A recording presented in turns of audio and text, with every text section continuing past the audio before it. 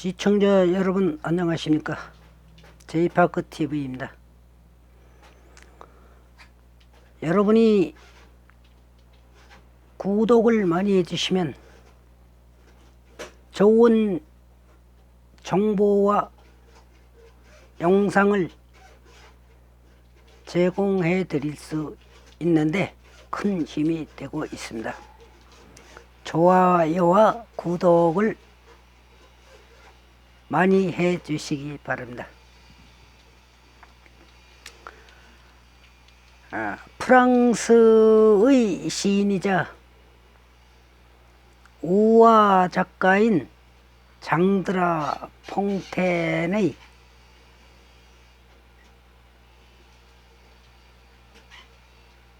개구리와 전갈이라는 내용의 글을 보면 아주 재미있는 장면이 나옵니다. 장드라 퐁텐은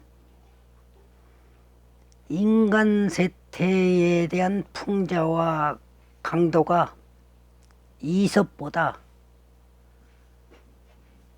아주 세게 표현을 했습니다. 동물에 비교하여 사람의 참다운 모습을 생각해야 하는 뛰어난 작품을 많이 발표했습니다. 강물을 앞에 두고 전갈과 개구리가 마주쳤습니다. 전갈은 수영을 할 줄 몰랐고 개구리에게 등을 태워달라고 부탁을 하게 됩니다. 그런데 개구리가 거절을 하죠. 너는 독침으로 다른 동물을 쏘는 전갈인데 내가 너를 어떻게 믿고 등에 태워줄 수 있겠니? 그러니까 전갈이 답합니다. 강물을 건너는 중에 너를 독침으로 쓰면 나도 빠져 죽을 텐데 내가 너를 쏠 리가 있니? 그럴듯한 말이 아닙니까? 그럴듯하다고 생각한 개구리는 전갈을 등에 태우고 강을 건너기 시작합니다. 그런데 중간쯤 물살이 거세지자 그때까지 얌전히 있던 전갈이 불현듯 개구리의 등에 독침을 쏘았습니다. 전갈과 개구리는 물에 가라앉기 시작했습니다. 개구리가 물었습니다. 이제 우리 둘 다 물에 빠져 죽게 됐다. 왜 날 독으로 쏘았니? 하니 전갈이 이렇게 답하죠. 나는 전갈이야. 이게 내 본성이라고.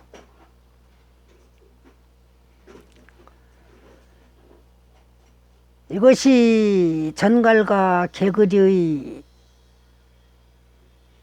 내용의 줄거리입니다.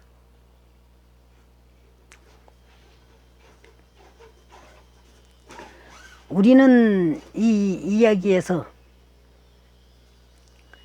아내에게 걸핏하면 폭력을 휘두르는 남편이라든가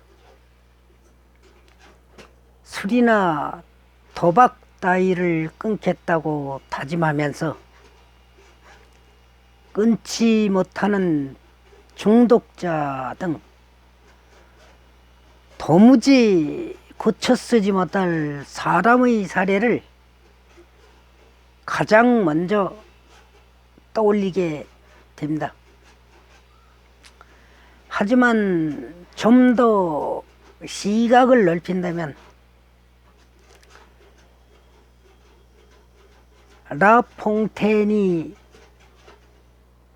라퐁텐의 우화를 통해 우리의 대북 문제 및 국제 정치까지도 비유해서 바라볼 수 있을 것입니다. 이마누엘 칸트의 영구 평화론을 읽어볼 때인 것 같습니다.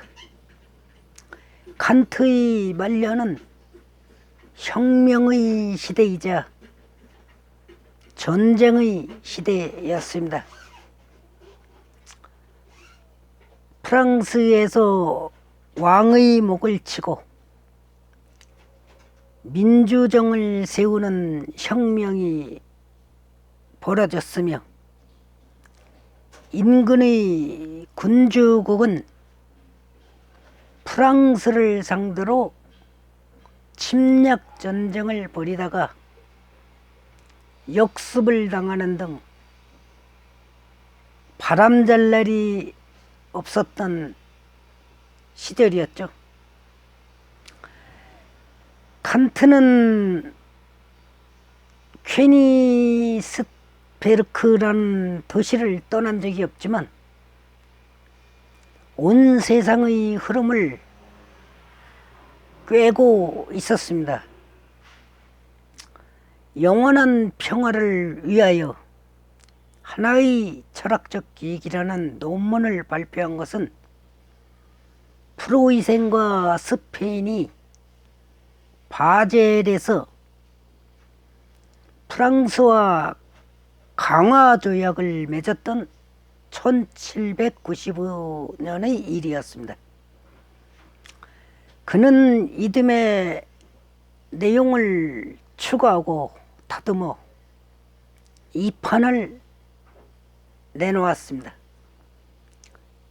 영구 평화론은 이렇게 탄생된 것입니다. 국가 간의 영구 평화를 위해 일단 전제되어야 할 예비적 사항들이 있습니다. 평화조약에는 전쟁을 불러일으킬 수 있는 비밀 조항이 포함되어서는 안 되고, 상대방에게 위협을 가할 만한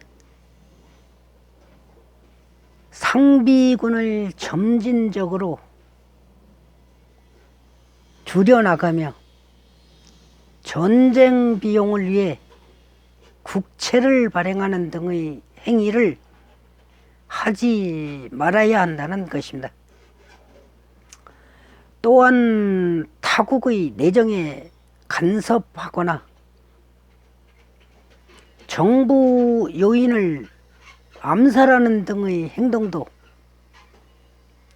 당연히 해서는 안 되겠죠. 모두 상식적으로 납득할 수 있는 이야기일 것입니다. 철학적으로나 정치적으로 중요한 대목은 그 후에 등장합니다. 칸트가 볼 때 전쟁 없는 세계에 도달하기 위해서는 모든 나라가 시민적 공화국이어야 한다는 것입니다. 자유로운 시민들이 동일한 법의 지배하에 평등한 나라가 바로 시민적 공화국입니다. 그런 나라의 시민들은 전쟁의 비용과 책임을 자신들이 짊어질 수밖에 없으므로 전쟁을 택하지 않을 것이라는 게 칸트의 생각입니다. 반면 공화제가 아닌 나라, 즉 전제정에서는 전쟁을 벌이는 게 너무도 쉽습니다. 칸트의 말을 직접 들어볼까요? 왜냐하면 이때 지배자는 국가의 한 구성원이 아니라 소유자이며 전쟁으로 인해 식탁의 즐거움이나 사냥, 궁전의 이전, 궁전의 연희 등등의 최소한의 지장도 받지 않기 때문입니다. 즉흥적으로 적국을 향해 비난의 말을 쏟아내고 전쟁을 벌이지만 그 고통을 직접 감당하지는 않는 왕이나 귀족들이 다스리는 한 전쟁의 위험은 늘 있을 수밖에 없다는 뜻입니다. 지난 주말부터 연이어 쏟아지고 있는 북측의 폭언과 위협에 대한 생각해 봅시다. 칸트의 영구 평화론을 통해 들여다보면 그 내막을 어렵지 않게 이해할 수 있습니다. 현재 북한을 지배하는 자들은 북한의 구성원이 아니라 김정은이라는 독재자 일당의 소유인 것입니다. 이들이 소유자로, 북한의 소유자로 행동하고 있는 것이죠.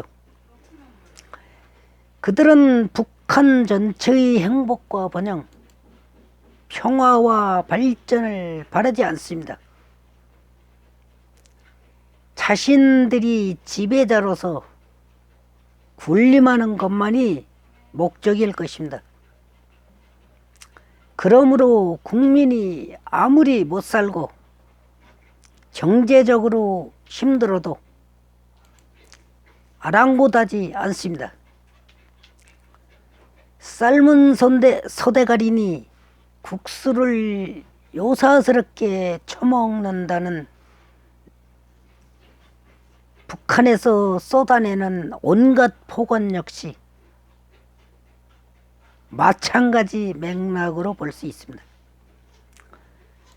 한국을 비롯한 정상적인 민주주의 국가는 평화를 위해 외교적 수사를 동원합니다. 반면 북한의 언어는 전쟁의 언어입니다.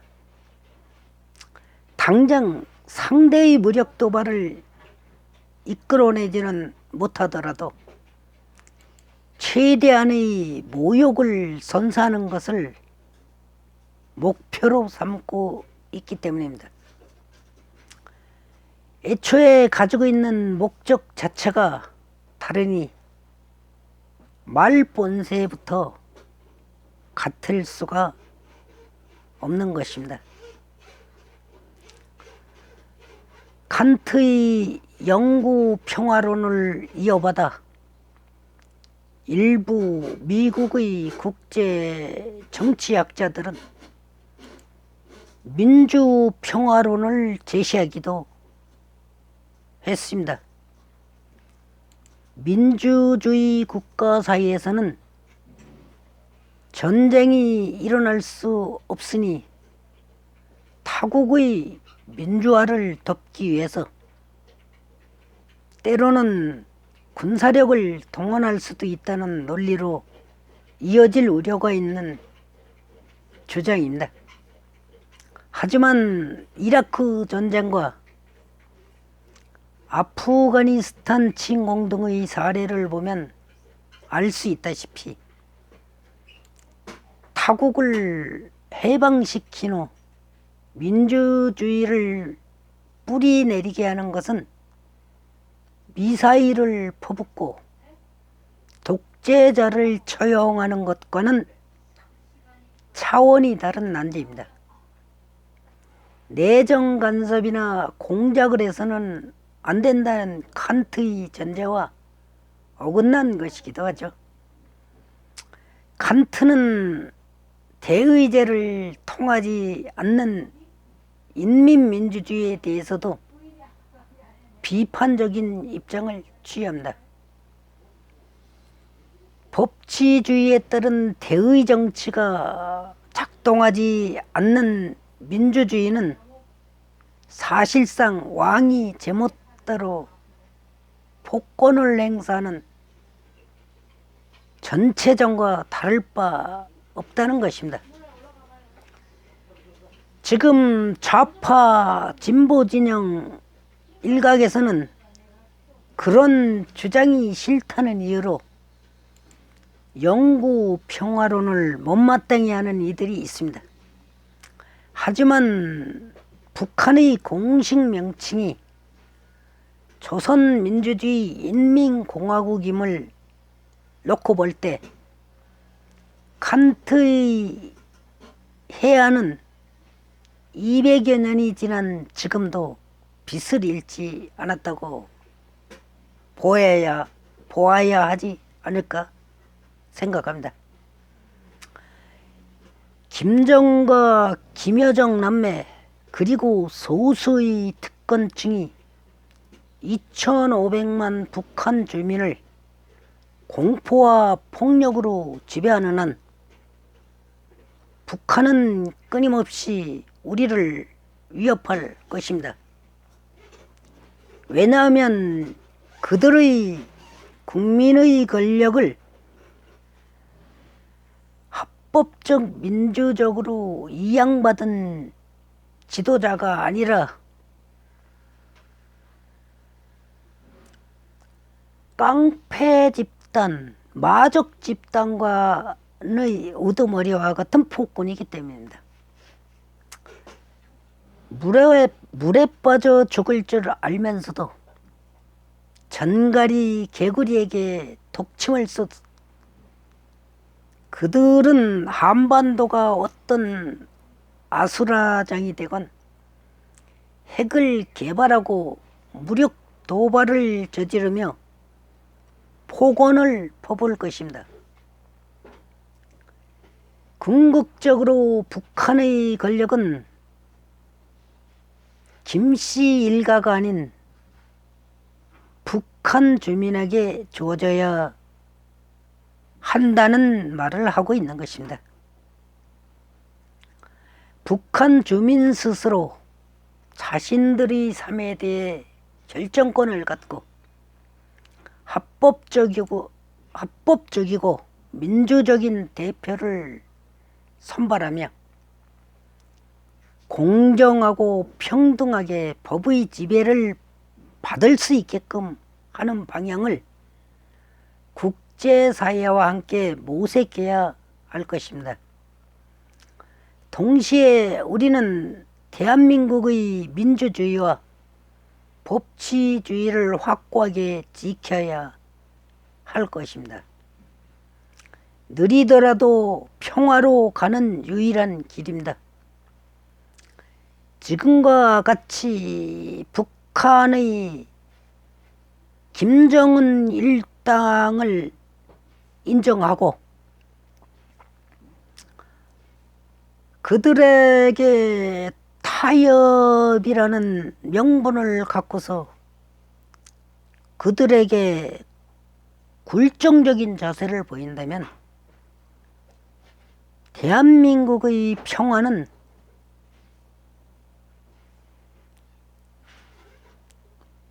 막연하게 생각될 수도 있습니다. 그리고 동시에 우리 대한민국도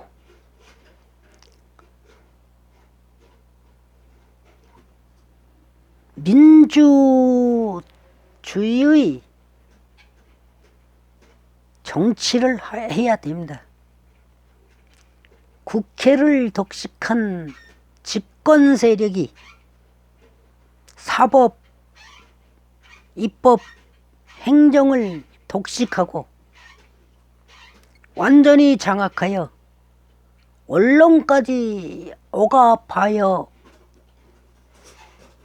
반대의 목소리나 잘못된 비판의 소리를 막는다면 이 또한 평화와 거리가 멀어질 것입니다.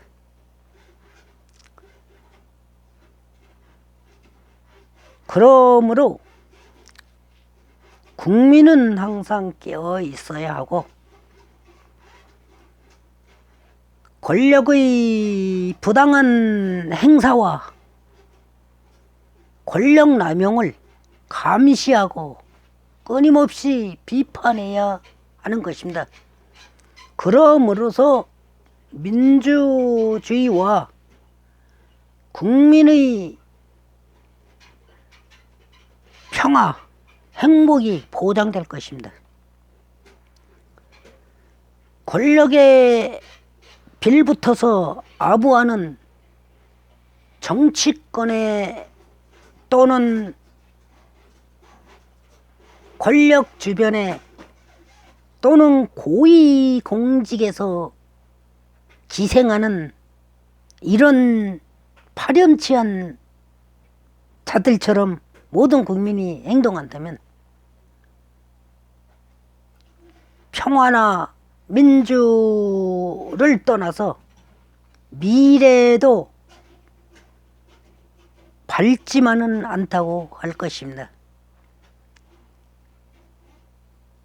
어찌 됐든 견제와 행정이 균형을 이루어야만이 바른 사회, 바른 나라, 바른 세계가, 바른 평화가 이루어질 것입니다. 시청해 주셔서 감사합니다.